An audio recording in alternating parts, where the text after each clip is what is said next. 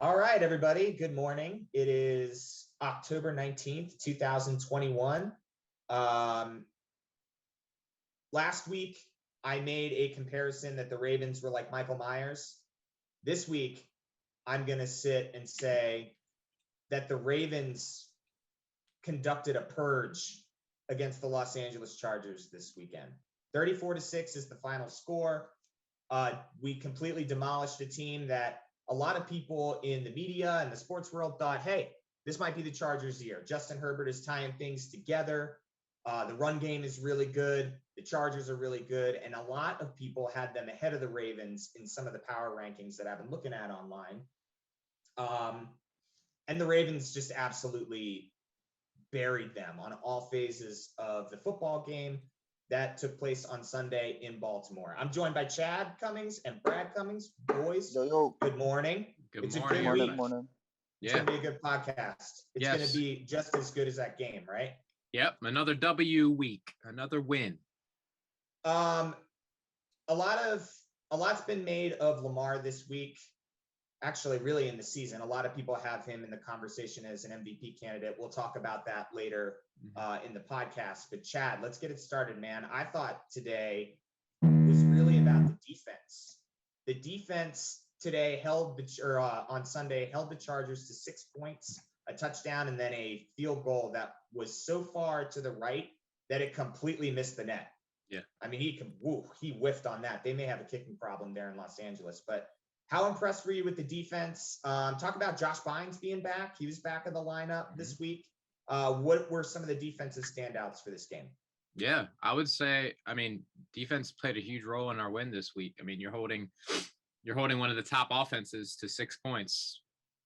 That's a good win right there. And especially after coming back a week before, making Carson Wentz look like an MVP. He threw 400 plus yards on us, multiple touchdowns. And then we come back and hold Justin Herbert to just one touchdown and under 200 yards passing. Like, I don't get it. It's hilarious that those two contrasts, but I'm happy. I know, it kind of reminds me of the two Lamar's MVP year, where our defense was really slacking in the beginning of the year. And then they added Josh Bynes, they added LJ Fort, they traded for Marcus Peters, and then all of a sudden our defense got back on track. So whatever those coaches are doing in those meeting rooms is really making a difference, because this week really our defense really showed up. Chuck started off with the first drive of the Chargers, where Chuck Clark runs up and bats down a screen pass to a wide receiver on third and 10, I believe. And then ever since then, it just set a tone for our defense to just dominate. We had Deshaun Elliott back from injury after missing 2 games, really made a difference. So that brought Jimmy Smith back to cornerback versus being a safety. And he had some good plays I remember seeing. And then, Josh Bynes, the ageless veteran. He played, he played 77% of the defensive snaps after not playing at all. He's been on the practice squad for a couple weeks. I think he suited up last week, but I don't think he played much. But he played 77% of the snaps, and then Chris Board also 41% of the snaps.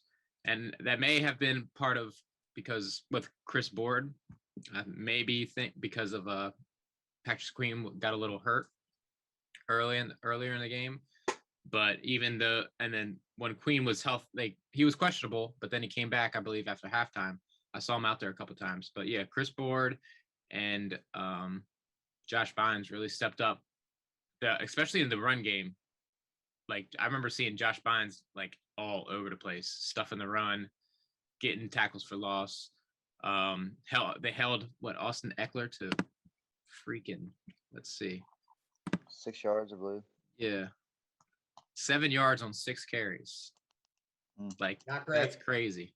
After after last week against Jonathan Taylor, Marlon Mack, and Naheem Himes, giving them a bunch of yardage. And the only difference is not the only difference, but a big difference was Josh Bynes in the middle of the field, and then having Elliott back. So it was a huge step up, and I hope they can really build upon this as a defense, because our defense average right now is pretty low in the NFL. So we need to step up like that, because we can't have, even though Lamar's been playing lights out, he can't always bail us out. So our defense, this is a good sign that our defense is coming along. Especially with, we're going to talk about next week's game against the Bengals and how I think that Burrow-Chase connection, they've got something going on there that I think that team can build off of. I'm going to ask you a question. It's going to be overrated, properly rated, or underrated. Okay. Marlon Humphrey, overrated, properly rated, or underrated? And I'm not just talking about with Ravens fans, because I think if you ask Ravens fans, Marlon Humphrey is the truth, right? I don't think you ask a single person and they say, oh yeah, he's a guy. But whenever I hear, news outlets talk about the best corners in the game, Marlon Humphrey's name should be in the top 3 corners in the game. He locks people down. So what do you think? Overrated, properly rated, or underrated? I'd say he's, the way our defense has been playing this year, there's not much to be talking about any defensive standouts in our offense so far up until this past game. So I'd say he's properly rated at this point. I don't know where he's standing in any of those kind of, cornerback lists or anything at the moment. He's usually in the top 10. Yeah. I'm not saying that he's like super disrespected or anything like that. I just don't think his name comes up enough. I agree. Yeah. I know last year he was up there just because of all those forced fumbles. He made a lot of big plays last year. Yeah. And the forced fumbles, those are the big things. The punching out. He had that punch that he does. So he hasn't had many of those plays quite yet, but he did have a bunch. He had 2 really good 4th down plays this past Sunday. The first one against Mike Williams on their first 4th down attempt, and I believe it happened again later in the game where he shut down somebody. I think it was Keenan Allen. But he's a hell. He's paid like one of the top ones. Yep, right. He has that money, and even I think it's just overshadowed that our defense has been playing as well this year. So I feel like there's more to come when it comes to our defense doing this to offenses. And I believe Marlon Humphrey is one of the best on our defense, and he will shine throughout the rest of the course of the season. For sure. Yeah, I agree with that. All right, Brad. And we're going to switch.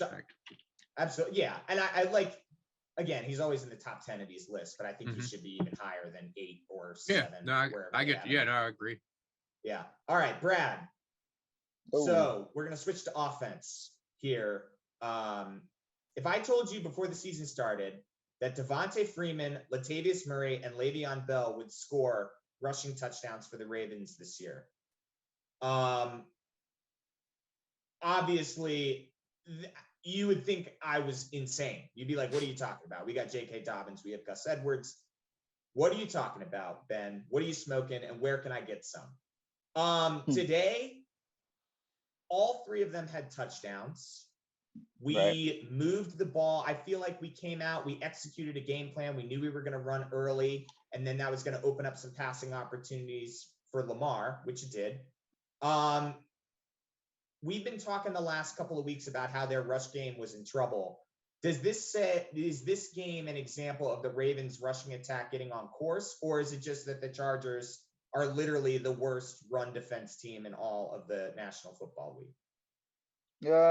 I like to say that it's us getting on course, and it could be for us. Just getting ahead of steam, and hopefully we just keep rolling with it. But obviously it was the 2nd worst rush defense in the entire league. So, we ran for 187 yards on Sunday, which is pretty wild. But We did good. We did good with it. We played to our advantage. We know that we have a great rushing quarterback, and we have some good veterans behind him to run. We started off with the first drive we ran. We had two big runs by Freeman and Murray. Freeman broke it. He looked like old Freeman from Atlanta, breaking it for that 15 around the right side. Duvernay with the sweep for like 11 yards, and then of course Murray with his 14-yard touchdown to start the game.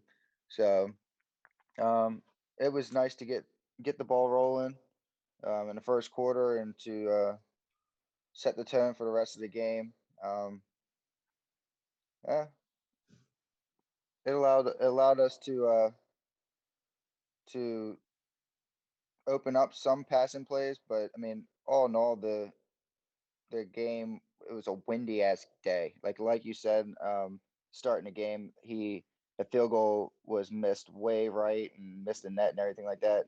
A lot of people don't know if you're not there. The wind was crazy. Like I mean, I had to I had my hat all cool J like this, but had to flip it back around because I was about to lose my hat. So yeah, it was pretty We windy can't be there. losing hats at the stadium. No, hell no. Especially with I mean that kind of explains why you go from Lamar with 400 yards in one game to Lamar throwing for what do you throw for 167 yards the next, and one of the best quarterbacks right now in the last 2 years. And sorry, what the hell's the guy's name? Herbert. He threw for less than 200 yards and only threw for one touchdown. He did look bad, and I mean, I would like to say that our defense was top notch, but when it comes down to it, it was a bad day for passing. We did step up on defense day, like Chad said. Bynes looked great, especially in the middle of the field. Um, and Elliott I'll, being back was great. I'll But say this about the rushing attack, right? So not really a great day on the ground in terms of, I just feel like everybody got to eat. Yeah. I they mean, had, no, Devonta they Freeman. absolutely did. Yeah, I mean, our leading rusher was Devonta Freeman with 53 yards. I just, but I'd rather have a game where Lamar throws for 167 yards and we still blow out an opponent that's like considered, at least a wild card team for the playoffs coming up. I think we're going to see them again come playoff time. And I liked the way that the game plan was executed. Mm-hmm. There was a specific strategy. We're going to run the ball, and then we're going to if we take a 14-0 lead from that point on, just sustain it throughout the game, and that's what the good teams do. Yeah. Yeah. So I don't know. And then of course Lamar, like he runs for 51 yards, and you're like, okay, well, he had that 20-yard run that was just like unbelievable. It was a 1st and 20. First and 20, yeah. Mm-hmm. Oh my gosh, that was absurd. And I've gotten to the point now where, like, when it comes to him running the football, I'm just not, and nothing really surprises me anymore. Speaking of Lamar,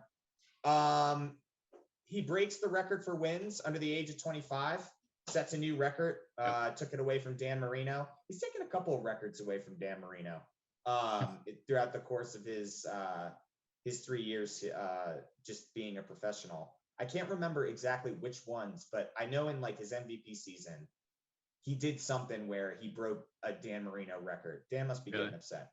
Yeah, I can't remember what it was. This is a question for both of you because I think it is going to spur some good conversation. A lot of people are talking about Lamar Jackson as an MVP candidate. I don't agree. I think there are guys around the league who are absolutely balling out of control right now. Tom Brady at 44.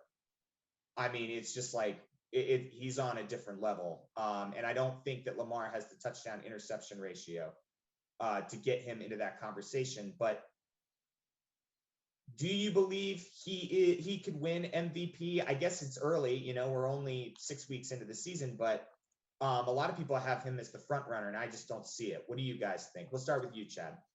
Yeah, I'd say he should definitely be in the conversation. He's not I wouldn't say he's the front runner right now. And there's still a lot of games to be had. I bet you. I mean, 5 games into the season that he won the MVP, I bet you he wasn't the front runner. No. Yeah, I mean, you can start out strong and fizzle off towards the end. You saw that last year with Kyle Murray and Russell Wilson. So we'll see. I mean, there's still a lot of time going, but yeah, I'd say right now, for me, it would be Dak and Tom Brady. Yeah, like you said, Tom Brady's touchdown, especially at his age right now, is just mind-boggling. And Dak playing as well as he has, coming off that broken ankle or broken leg, and both their teams are 5-1 as well. I'd say one thing holding Lamar back is he's still having like a consistent turnovers. He's turned over the ball a lot compared to the front runners right now. So if he turns that around and keeps on playing like he's playing, he can definitely gain on those guys. But I'd say Lamar should be in a conversation, but it's not. I wouldn't say he's the front runner right now. And yeah. Brad, what do you think? Brad? I think it's cool. Like, I mean, Lamar is doing great, and with our defense not being the best and all of our injuries and not having like our running backs and stuff like that makes him stand out a lot more because he's having to deal with a lot of shit. But when it comes to like people balling out, yeah, Tom Brady's killing it. Yeah. Kyler Murray's killing it. Mhm. Josh Allen's killing it.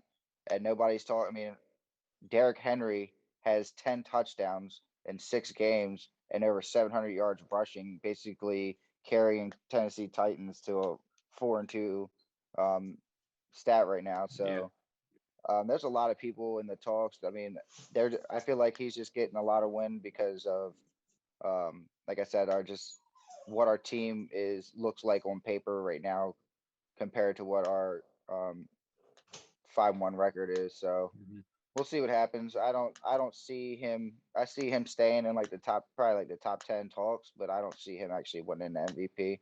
It's going to end up being one of these guys. Like I wouldn't be surprised if they were to give it to a running back with Derrick Henry. Just he's a freak.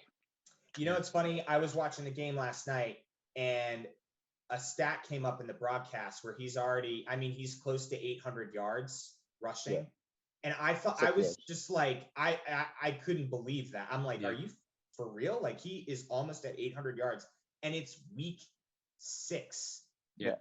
I mean, we have 11 more weeks of football left to play, and Derrick Henry and especially last night, I mean, obviously he runs that offense. This isn't a Tennessee Titans podcast, but it goes to be said, especially with the conversations, like people are already saying that, oh, Lamar's my front runner for MVP. And it's like, dude, have you seen what Derrick Henry's doing at Tennessee? Even Kyler over there in Arizona. I mean, Kyler's playing really well.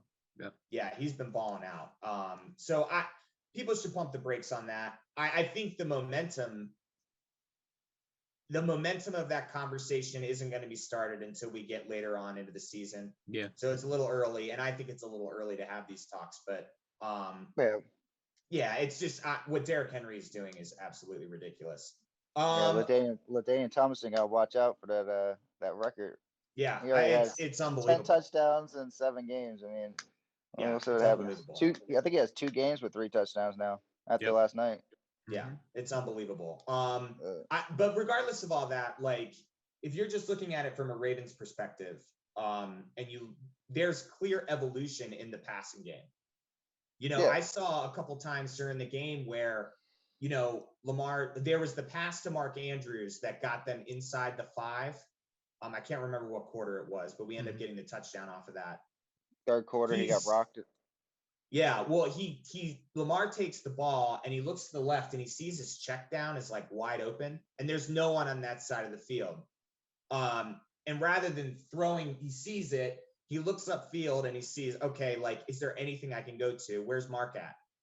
And he throws Mark open, and they're inside the 5. I mean, if he really had problems with his passing ability, that's a play. If Lamar Jackson had question marks, maybe he takes that check down.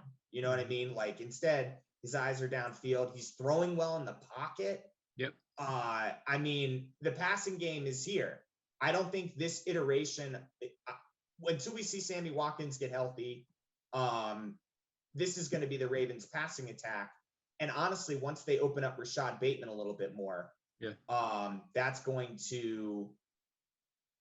think it's really going to positively affect their passing game. And in fact, that's the next topic we're going to talk about. Brad, Rashad Bateman, dude, 4 catches for 29 yards, had a drop that led to a very strange interception, like really strange interception. Like nobody thought that the guy picked it off. Yeah. I don't even think the guy who picked it off thought he picked it off. So that's like a weird interception in Lamar Jackson's stat sheet where you're going to look at it and actually look at the play and be like, all right, that was bizarre. Other than that drop and the turnover, was his performance, his debut, was it what you thought it was going to be? Is he a wide receiver one? Does he look like one? And how do you see the Ravens using him in the pass attack this year? Is it going to be more mid-range routes, or is he going to go deep on some of these plays? I feel like he probably could go deep on some of the plays. Obviously, just to change up the scheme from it just always being Marquise.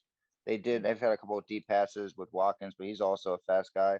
I just don't know if they've really wanted to break him out too much with him coming off his groin injury and being first game.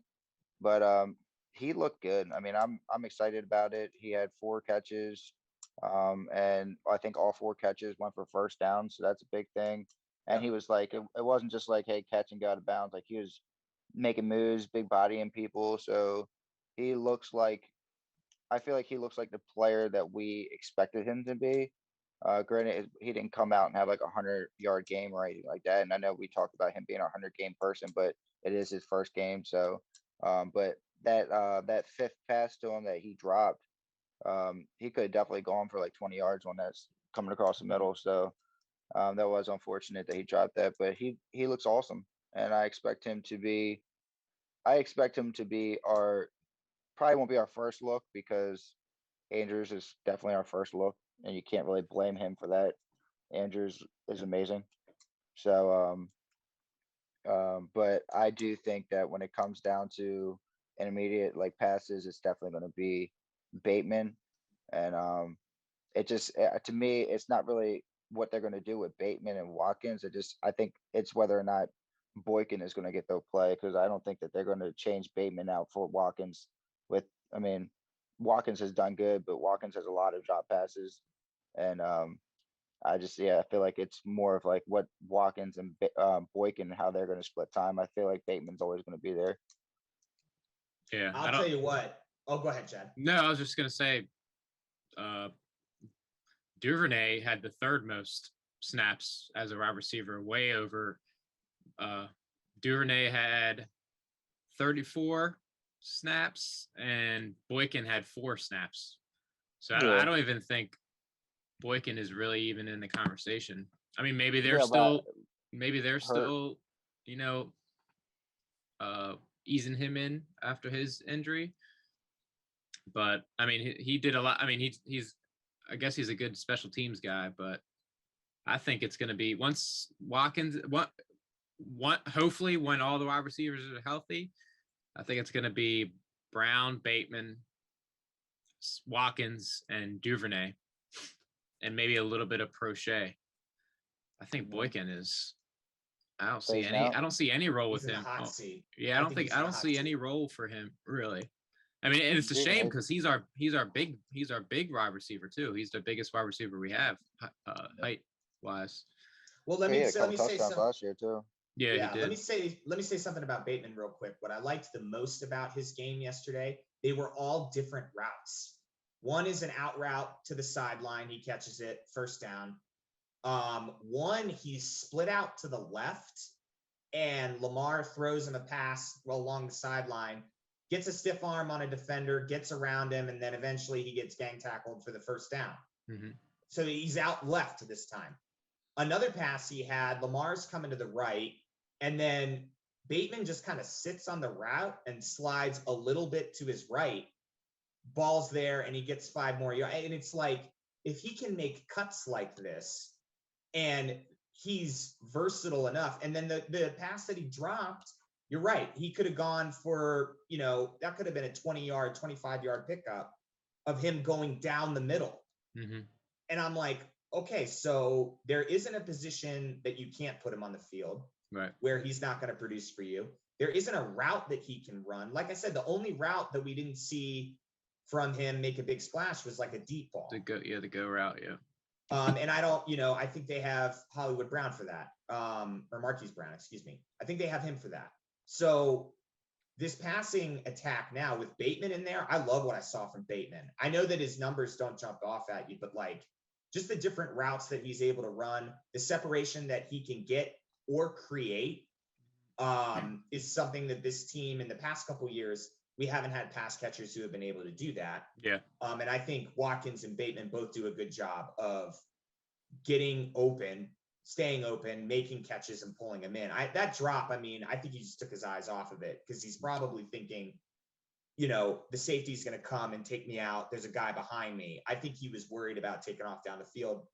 And the interception, it's like, it's such a bizarre one. I don't really put much credence into it. All right, here's a guy who deserves to have a shout out because I found out something about him this week that I was very surprised by. Devin Duvernay and the Baltimore Ravens special teams unit leads the league in kickoff return yards and punt return yards. I believe that's correct, right? I know they do for punt returns, and I believe they do for kickoff returns as well. They had a big one to start the third quarter yesterday. Devin Duvernay took it up the side. And they told us before the game in the broadcast that they led the league in yards. And I was surprised by that because it's not these 85-yard runs where they go and they get a touchdown at the end of the play. Like it just seems to be solid, gaining yards after the catch. I believe Brad has the stats up. Did you? Yeah, confirm, I was going to say, did you confirm that, Brad? Yeah, no, it wasn't kick returns. The kick returns, he was like way down on the charts because there's been a couple of people that have broken for touchdowns. But punt returns, yeah. Punt returns, yeah. I was gonna say, and I'm sitting there and I'm like, I can't believe that. But that gave me a very optimistic outlook on our playoff chances. Everyone remembers the year in 2012 where we obviously won the Super Bowl. Joe Flacco got hot, 11 touchdowns, no picks. But an important part of that team and why they were so successful was because they had Jacoby Jones and a very effective special teams unit. And I think people always say that like defense wins championships, but really it requires all 3 phases of football in order to elevate yourself above a team that maybe special teams isn't their specialty. Special teams is not their specialty. Hilarious. Does this like special teams run, do you think it'll continue? Do you think they found something in Devin Duvernay? Brad, we'll start with you. And do you agree, or am I just kind of taking it and maybe overvaluing special teams, even though that seems impossible? Besides Pat McAfee, no one really advocates for special teams. No, yeah, no. It's I see it continuing because I feel like we've always had a great special teams. Maybe not a great return guy, but our special teams has always been pretty lit. And that's probably due to the fact that Harbaugh is a former special teams coach. So, but yeah, obviously, if you can flip the field on like a punt and get the ball back on the other side of the 50 or past the 40-yard line, that's always a bonus, giving us 60 or 50 less yards to get into the end zone. And anytime, especially with our kicker, anytime that we're over that 50-yard line, as we saw when we were in Detroit, anything's possible with Mr. $30 million a year, Justin Tucker. I came down. I said 20 million. I'm settling. I came down. You guys refused to come up. And because you refused to come up, I was like, okay, maybe I need to adjust. Maybe I need to come down. We maybe came I'm on up the top just, of Everett. We came up a couple of mil. Yeah, I needed to come down. But it's definitely a great a great thing to have for your team. If you can win two out of the three, it's awesome. But yeah, Duvernay's doing great. I wouldn't say he's necessarily like a don't kick it to him, Deshaun Jackson, but he's definitely making some things happen for us and really turning the field over for us. And we were talking in the break. What's his average for the returns? You said it was 25.8 yards. That was for kick returns, and I think that it was like 15 for let me see the punt. The punt was 16 and a half. So yeah, I mean that's great. Yeah. 16 and a half yards on every single punt return, or not every punt return. Obviously but essentially that's what it is. Yeah. Yeah, when he takes off, if he's going to get you 15 yards, that's a first down on offense. Yeah, by no means he's not a Jacoby Jones, but if he's not. I mean, he's still young, so and he's had some problem. I mean, I remember his rookie year, he took a quick return against Kansas City on that, I believe it was Monday night or Sunday night game that we got blown out. But Monday night game. He's had some a little bit of peppered in some success, and he had that decent one in the third quarter of this game. So things are looking good for him. Hopefully it continues. 47 yards or some shit like that. Yeah. So hey, shout out to Devin Duvernay. Yeah, he deserves it. Yeah. He does. Okay, let's go to next week because we play a familiar divisional opponent, but we're not really familiar with their record at this time of the year. The Cincinnati Bengals are 4-2. They're coming off of a win against Detroit, where 34-11 is the final score, but it seems to be, I didn't watch this game. Usually I do. I try and watch AFC North opponents. Like I watched the Browns play the Cardinals. I watched the Steelers play this week. I just didn't get a chance to look at the Bengals. I guess the consensus is their offense didn't get going until the third quarter. And then it was just a rout from there. So I don't really know what to make of the Lions game, but they've beaten the Vikings to start the season. They lose to Chicago. They beat the Steelers. They did what they were supposed to do and beat the Jaguars in week 4. Lost to the Packers in overtime. No shame in that. That was the game where they missed 5 field goals. The Bengals could have easily won that game. And then they just came off of a drubbing against the Lions where their offense, even though it didn't get clicking until the third quarter, they still put up 34 points.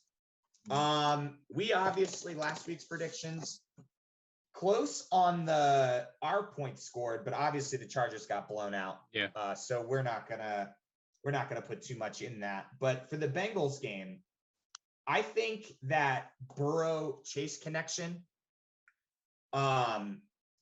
I think that's for real. I think their defense is good.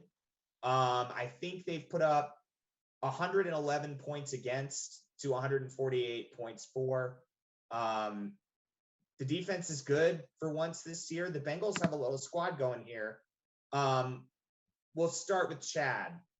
Predictions for this game. Do you see anything that we need to address with the offense or the defense of the Bengals? Or do you think that with us being home, it's just another opportunity for us to show why we're the best team in the AFC as of week 6? Well, yeah.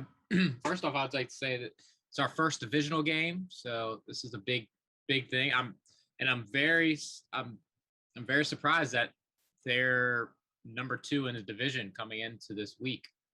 I would have had them. I would have had Cleveland in their position, and maybe have them at 2-4 or 3-3. Mm-hmm. So they've surprised me so far. The 2 wins that surprised me the most are the Minnesota game and the Pittsburgh game. I was surprised that they got wins there. All their games have been relatively close, except for the Steelers game and last week's game against Detroit. They've let up an average of 20 some points on most of their games. So I believe we'll break that average. I believe we'll go above that average in the 28-point range. Their defense seems to be pretty average. They did a lot of I remember they did a lot of free agent signings and boosted their defense this year.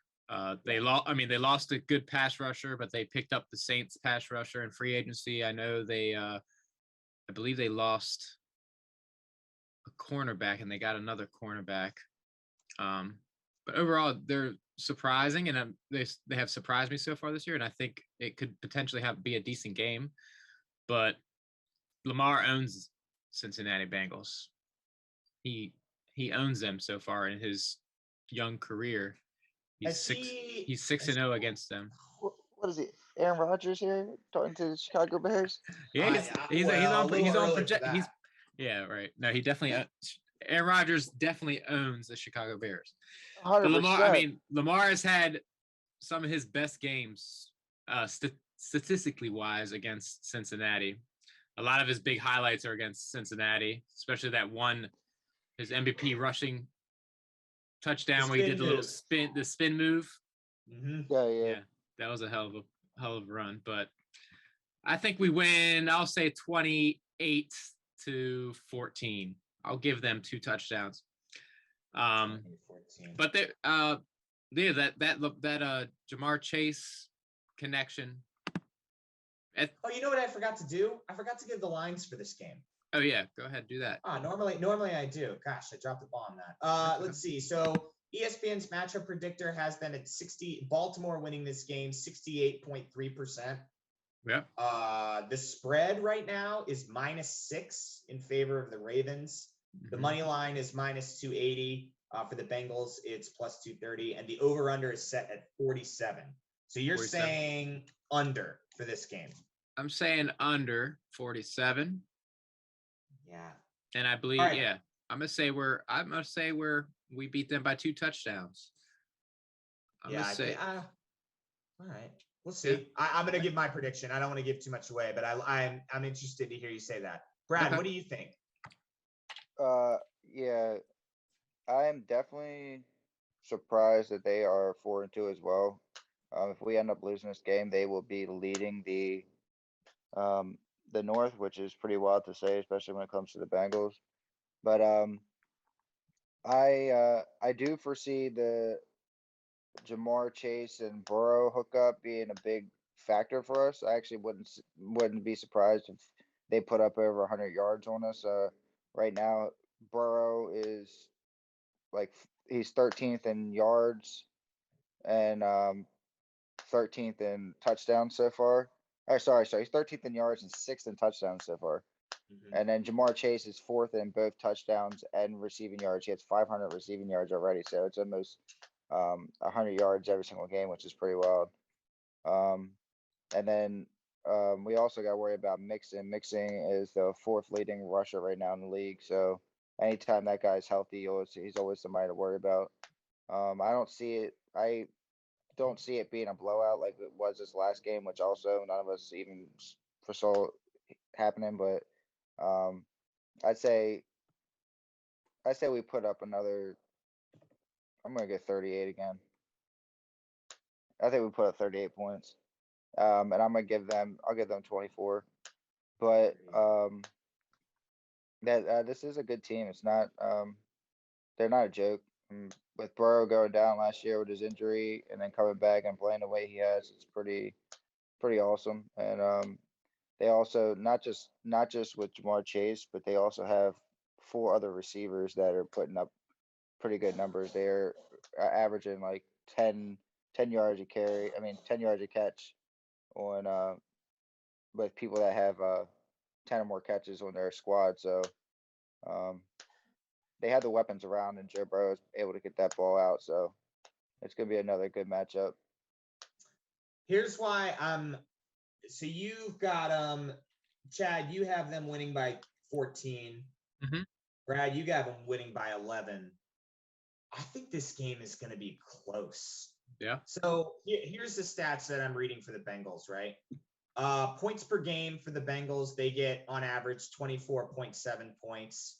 The Ravens, 28.3. So you got a 4-point spread, a little bit less than a 4-point spread there. Points allowed per game, the Bengals are allowing 18.5 points per game. We're allowing 20.5. So that's about 2 points right there. I don't know if it with a divisional game and with a lot on the line for the Cincinnati Bengals. They still need a couple more wins for me and for a lot of people, I think, to say like, okay, the Bengals, this isn't just an aberration, right? Right. This isn't a week 6. We're looking at them and we're thinking, any minute now, someone's going to pull the rug out on these guys. I just don't see it. I've seen a lot of mic'd ups with Joe Burrow, a lot of interviews with Joe Burrow, and that guy is the guy, dude. I mean, he is QB1. He's going to be a QB1 for them for decades, as long as they pay him appropriately and get him some protection. And that Jamar Chase thing is for real. I read a stat somewhere that said that Jamar Chase has like the second most receiving yards all time through his first 6 games as a rookie. He's second on that list. And he's got, I think, like 553 yards or something like that. Mm-hmm. And to give you perspective, right? Like Marquise Brown has 32 receptions for 486 yards. Jamar Chase has 27 receptions for 553. He can block. I don't know. I think this game is a lot. I think the Ravens come into this game. They're at home, so I'm going to give them the win.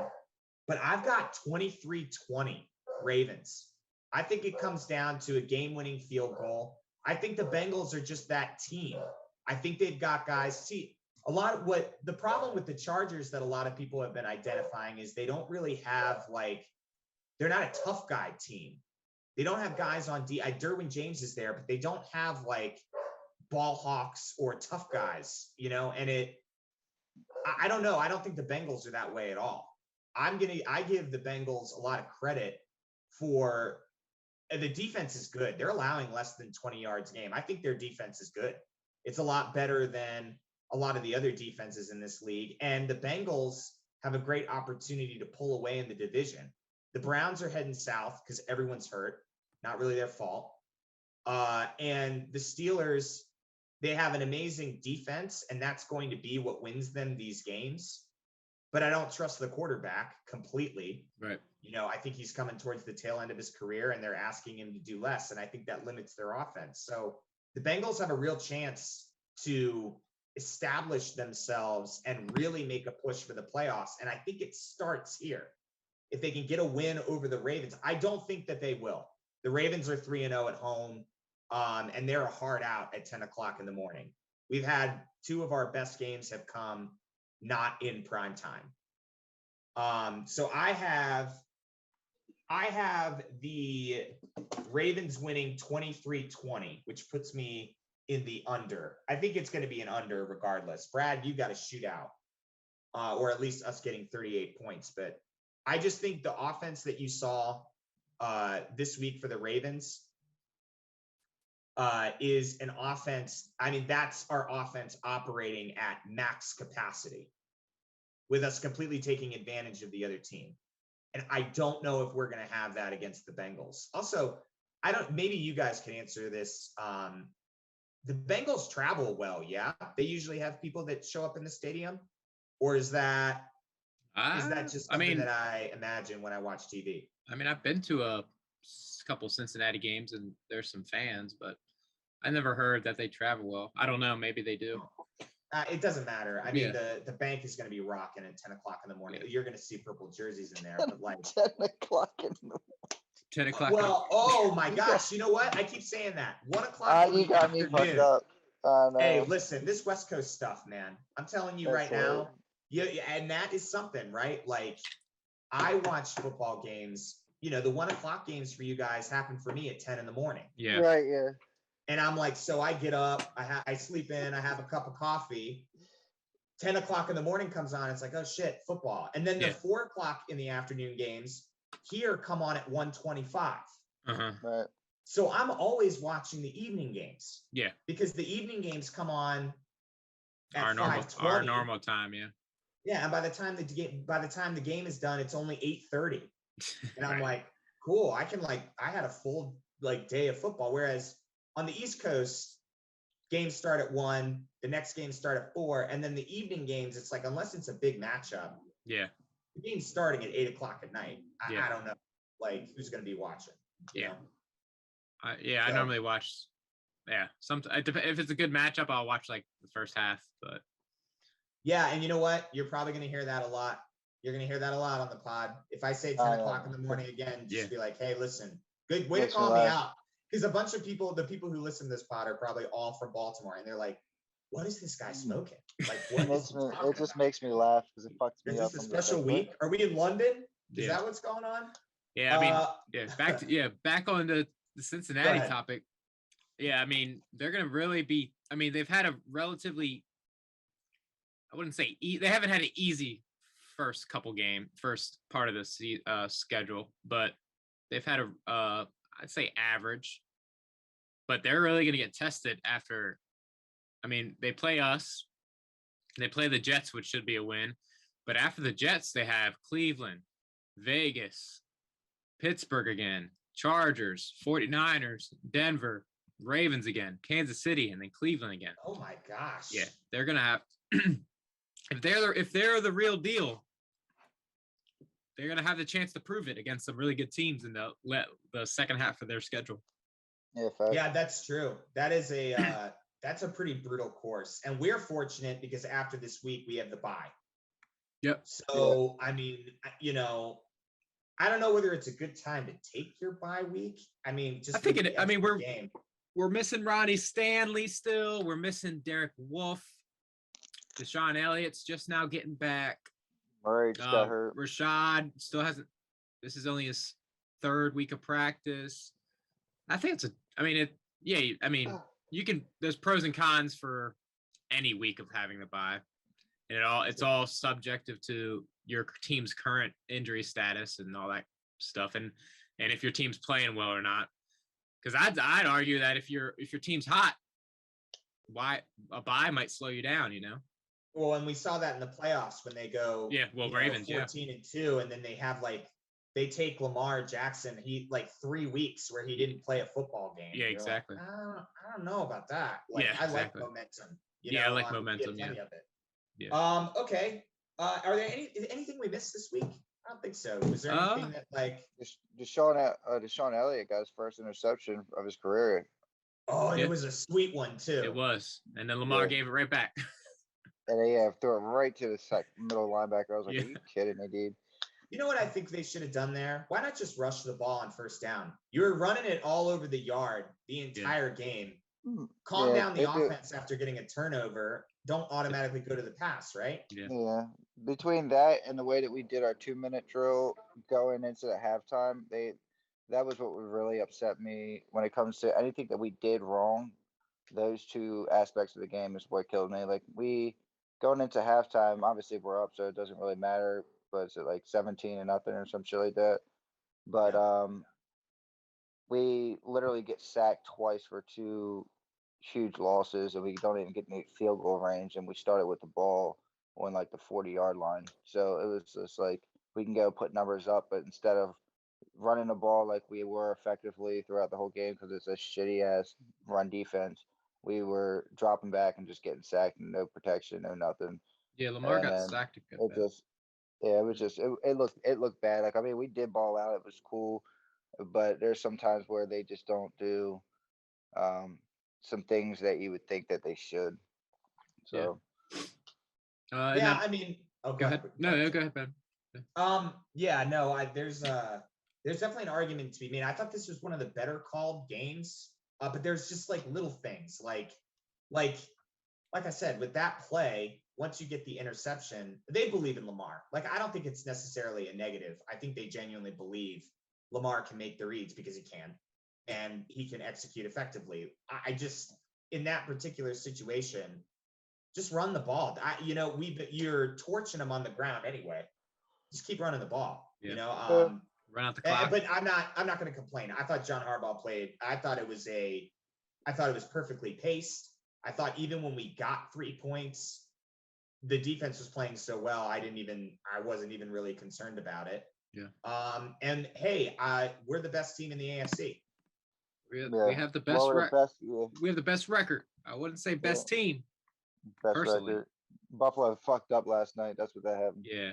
I believe Buffalo's still Even though they Yeah. lost last night, they still I'd still say Buffalo is because I mean our offense too, but their offense is and they're Buffalo all the way around. Defense, kicker, they're all good. If our defense plays back-to-back games like they did, I would change my tone. But Buffalo has been consistent on their defense, and their offense has been pretty high powered the whole time, whereas our defense has been really shitty up until last week.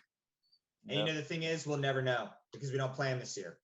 Yeah, that's right. a tiebreaker. Speaking of which, by the way, two Well, crucial tiebreakers. Oh, definitely. That we've gotten with the Chiefs and the Chargers. That's a good point. That's a big deal. Yeah, for sure. Big deal. And I'd love one with the Bills too, but unfortunately, we're not going to get that chance. We're not going to play. Yeah, but hopefully we'll see them in the playoffs. Probably will. With the way we're playing and the way things are going, it wouldn't surprise me at all. All right, boys, we got to get out of here. We're running up on time.